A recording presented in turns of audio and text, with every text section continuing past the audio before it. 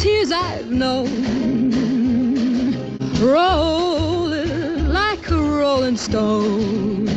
Where would I be if I just read books? Ooh, la, baby, go, go, go! Ooh, la, baby, never, never, never let me go. Here, you guys, just feast your eyes on little old instant meat. Okay, Doc, shake the banana. Come on, boys, and carry my bananas. Go, calypso, calypso. I take the money. I get the tickle. Everything wiggles. Will your husband be home soon? I hope not. And it just keeps right on hurting all the time. Big towns and small towns, they're all just towns. The golden age of Hollywood was definitely filled with a lot of glamour and a lot of sensuality. But what grew more in popularity was the blonde bombshell. And there was such a thing called the 3 M's, which was Marilyn Monroe, Jane Mansfield, and Mamie Van Doren. Many people don't know that much about Mamie Van Doren of today's generation, while Marilyn Monroe went on to be an iconic figure because she passed away at such a young age, and Jane Mansfield suffered the most tragic death also, which skyrocketed her to iconic status as well. And I did videos for both women. Mamie Van Doren is still alive today, still kicking it, still has a lot of vitality and youth, and has not received the same accolades as a Marilyn or Jane Mansfield. Today we are going to dissect her life, what made her so iconic, as well as some of the injustices that she did endure in the industry and why she walked away from the industry after the death of Marilyn Monroe and Jane Mansfield. But as always, hey friend, welcome to my channel karinealourde, where we deep dive and break down the most iconic stars through history. If you're not yet subscribed, please be sure to do so and turn on your notifications so you never miss an upload. Now let's get into this video. Van Doren was known for her acting and modeling career, and she was referred to as one of the most voluptuous actresses of her time. She appeared in over 30 movies, including Teacher's Pet, The Girl in Black Stockings, Born Reckless, and The Beat Generation. She was often cast as an attractive but dangerous temptress, which made her quite popular in her heyday. Mamie Van Doren never won any major awards, but she was nominated for a Golden Globe for her performance in The Blonde Jungle in 1961. In her prime, Van Doren was highly influential, and her popularity drove the rise of the teenage sensual symbol phenomenon in the 1950s. Her image on magazine covers and movie posters was a major part of the pop culture of the time. Although she is well known for her movie roles and glamorous persona, her musical career has been somewhat overlooked. Van Doren released several albums throughout the 1950s and 1960s, including The Girl Who Invented Rock and Roll and Sensual Sound. Despite her talent and popularity, she never won any major music awards. However, her songs were well received by her fans, who loved her sultry voice and catchy lyrics. So why isn't Mamie Van Doren's music as well known today? Perhaps it's because she was overshadowed by other music legends of her time, such as Elvis Presley and Little Richard.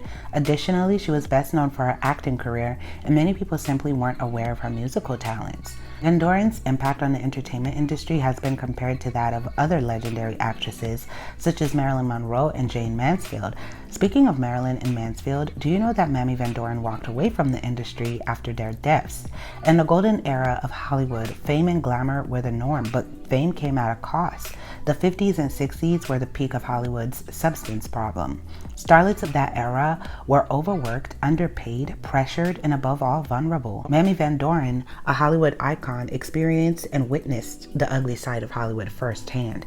In an interview with Fox News, the cinema legend revealed that she left Hollywood in the 60s to protect herself and her son from the substance and death that plagued the industry.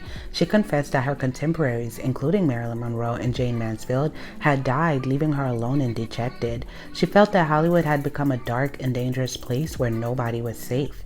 Hollywood starlets were breaking under the pressure of maintaining their public image while struggling with their personal demons. Substances were easily accessible, and it was common for celebrities and their entourages to indulge in them. The overdose rate was high, and the death toll was rising. Starlets were having a hard time separating their on-screen persona from their real-life selves. Many of them were forced into the very lifestyle that they portrayed on the big screen. Van Doren, who was known for her acting and pinup modeling, could not bear the stress of living in such a toxic environment. She wanted to give her son a better life, free from the consequences of fame.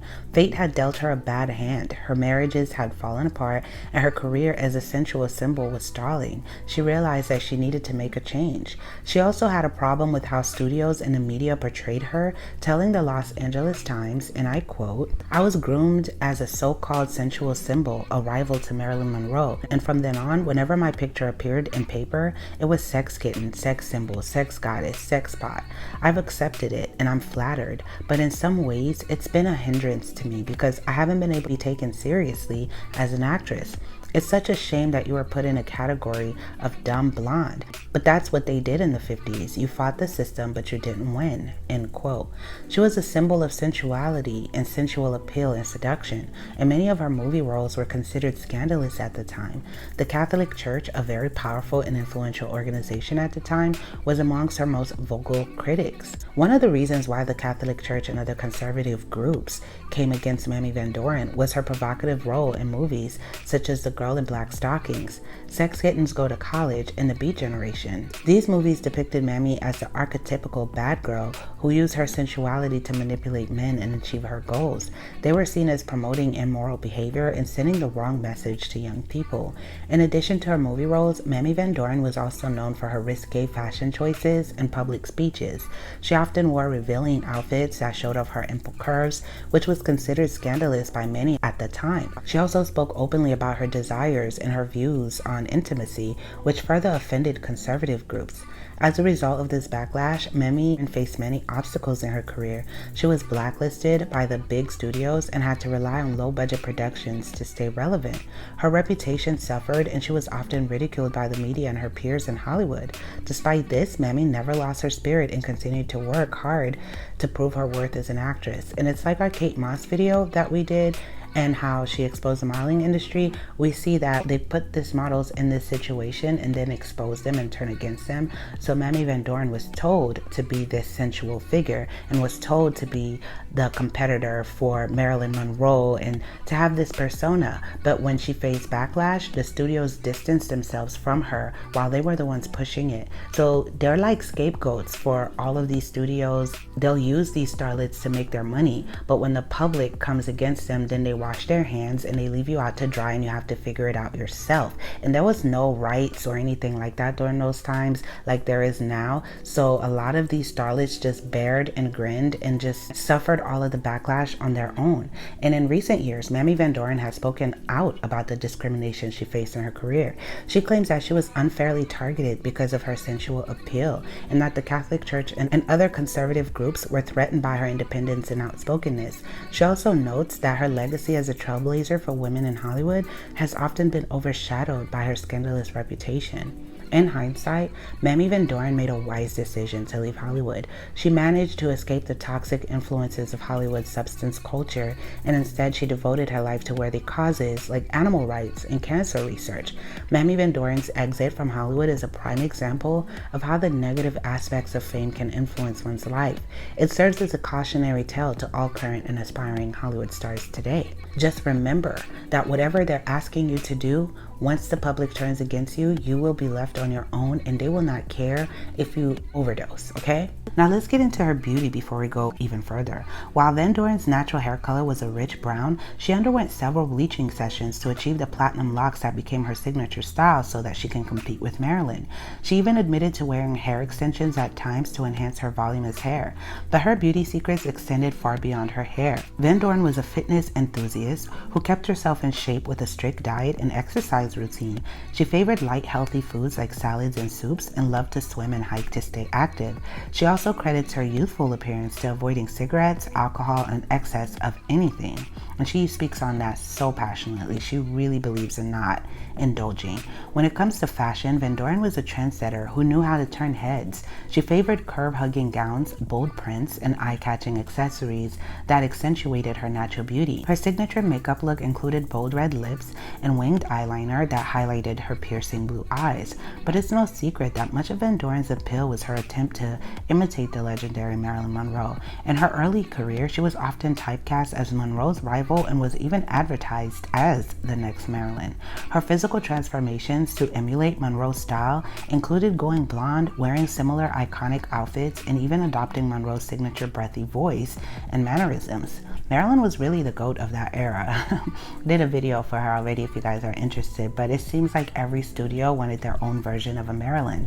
While some have criticized Van Doren for her perceived copycat status, she maintains that it was all in good fun and that she embraced the role. In fact, she and Monroe were rumored to be close friends at one point. Unlike many many other Marilyn Monroe imitators, kind of like a Jane Mansfield and Diana Dors. Marilyn actually liked Mamie Van Doren and they were friends. So there was no bad blood there, and Marilyn was known to not like the others, but she got along very well with Mamie Van Doren. But Mamie Van Doren did not get along too well with Jane Mansfield, but she still felt the impact of her death. And so let's get into her childhood, where I couldn't really find pictures of her parents or anything like that. Her childhood is pretty under wraps. Mamie Van Doren was born as Joan Lucille Olander on February 6, 1931 in a small town called Rowena, South Dakota. Her parents, Warner Carl Olander and Lucille Harriet, were of Swedish and French descent. Respectively, growing up, Mamie's family was very poor, and her mother worked various odd jobs to make ends meet, including waitressing and clerical work. Mamie attended several schools throughout her childhood, mostly in the South Dakota area. However, she dropped out of school at the age of 14 to marry Jack Newman, a man several years older than her. Unfortunately, the marriage didn't last, and Mamie later remarried and had 2 children. Despite her difficult upbringing, Mamie always had a zest for life and loved to sing and dance.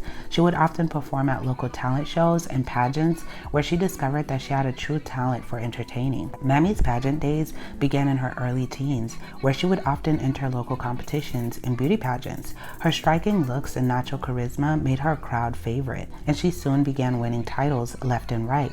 After winning several local pageants, Mamie entered the Miss South Dakota pageant and came in 2nd place. This opened up many doors for her, and she went on to compete in the Miss America pageant as Miss South Dakota.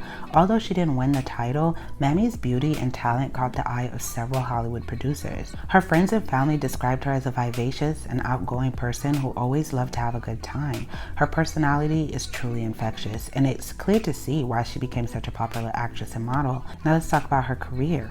First of all, how did Mamie Van Doren get her start in the industry? Well, according to her memoir, Playing the Field, it all began when she was discovered by Howard Hughes, the eccentric billionaire and film producer. Mamie had already won several beauty contests and was working as a model in Los Angeles. One day, Hughes spotted her at a pool party and offered her a screen test. Mamie, who was only 18 at the time, accepted and was soon signed by the Universal Pictures. What's creepy is that Hughes preyed on her also because she was young. When she came into his office, he asked her what was her relationship like with her parents, how old was she, and was she a virtuous girl, meaning does she still have her innocence? Now, why would you need to ask a little girl that? They did go on to have a relationship together for several years as he cultivated her career. We're going to see that pattern with Howard Hughes because I am working on a video for him. He just... Mamie's first role in the 1953 film Forbidden was small but memorable, as she played the sensual assistant to a mad scientist. Her striking blonde hair, voluptuous figure, and playful personality caught the attention of audiences and critics alike. Mamie quickly became a rising star and appeared in many films in the following years, such as Teacher's Pet with Clark Gable and Doris Day, The Beat Generation with Steve Cochran and Ray Danton, and The Big Operator with Mickey Rooney and Steve Cochran. One of Mamie Van Doren's most famous and controversial works was the 1958 film Untamed Youth, which was my favorite, and it was not controversial at all. She played the sister of Lori Nelson, which I have Lori Nelson on my list also. Gorgeous, very brilliant actress, but they were performers that did nothing really but was sent to prison. There was police officers that was just looking for youth and then taking them, sending them to this judge that would take all of these youth and give them to this cotton picking owner who would have these youth go pick cotton in his field. And they tried to correlate it with slavery, right? So the youth did nothing. They were all white youth and they were picking cotton, and slavery was already abolished, etc. But a lot of the cotton pickers felt like, now that slavery is abolished, we can't get black people to keep picking cotton for us. So what are we gonna do? Let's take prisoners and have them do it. And let's arrest people for the smallest offenses so that we can have more laborers in the South to make money. So it was a political film to me. They might have seen it as controversial that way, but then there's also the aspect of immigrants, because they had these Mexican law enforcement that were giving away their own people, Mexican immigrants, to come work at these cotton fields also for like minimum wage. They were feeding them dog food. The whole movie is here on YouTube for free. I suggest you guys go watch this, Untamed Youth. There's just a lot of, it's still modern today. It's still relevant. The picture is still clear. The acting is phenomenal. The singing, the performances, everything. I really love the movie. I don't see why they would say it's controversial, but I guess during those days everything was controversial. But despite the critical backlash and censorship which accused a film of being a bad influence on young viewers where maybe they didn't watch the movie. I don't understand. It became a cult classic and cemented Mamie's status as a sensual symbol. But I really, take it from me, the film literally was not. They were tripping. So go see for yourself. I think it was just the political statements they did not like in it, and they did not like the rawness of the movie. But there was nothing suggestive in the film whatsoever. Throughout her career, Mamie Van Doren made films for various studios such as Warner Bros., Paramount, Columbia, and American International Pictures.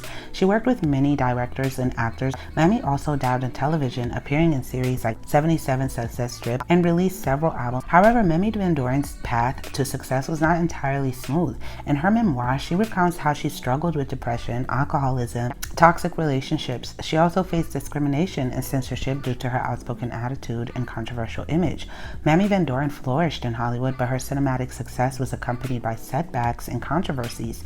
And despite her immense popularity among audiences, she often faced criticism for her acting abilities. Many critics felt that her talent was not up to par with Hollywood standards. She also encountered stereotyping and typecasting, which at times made it difficult for her to obtain the roles that she wanted. Her last film, well, technically speaking, she has not retired yet, as she still occasionally appears in movies and TV shows. However, her most recent film credit is the 2013 horror comedy Vampira and Me, and a documentary about a pioneering TV horror hostess named Isla Normie, whom Mamie knew and admired. In the film, Mamie shared some memories and insights about her friends and the cultural impact of horror. Now let's get into her relationships. Mamie Van Doren was known for her magnetic charm and stunning looks. Over the course of her career, she developed a reputation for having affairs with some of the most notable celebrities of her time. This includes Clark Gable, Burt Reynolds, Jack Dempsey, Steve McQueen, Clint Eastwood, and Warren Beatty, to name a few, and Quincy Jones, of all people. And Quincy Jones said that at the time he was not obsessed with Marilyn Monroe because he was dating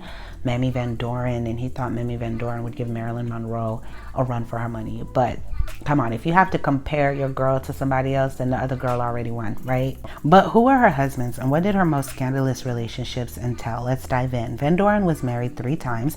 Her first marriage was to Jack Newman, who we spoke about. He was a writer and actor, but the marriage ended in divorce as stated in 1951. She then married Ray Anthony, a band leader, in 1955, but they too divorced in 1960. Her final marriage was to Thomas Dixon, a businessman, in 1972. This marriage lasted until 1991 when they divorced. So what did her partners have to say about her? Steve McQueen described Van Doren as a person with an eclectic personality. Jack Dempsey said she was a sweet girl, but a little too hot to handle. And Robert Evans, the producer and studio executive, called her a wonderful woman who had a very special place in my heart, end quote. As we can see, she was both loved and feared. She was too outspoken for these men, too hot to handle. She was too herself, and she does deserve the same popularity as a Marilyn Monroe or Jane Mansfield before she dies. She's still here with us, you know, so give her flowers now. Don't wait till the person passes away and then you make them trend on Twitter and all of that or whatever. Support her now. Please leave a yellow heart in the comments that symbolizes blonde for Mamie Van Doren if you watch until the end. And don't forget to thumbs up this video if you like it. And also comment below, is there anyone else you would like me to add to my list coming up? I love you guys so much. Thank you for tuning in. If you like the music you're listening to, the link is in the description. Until next time.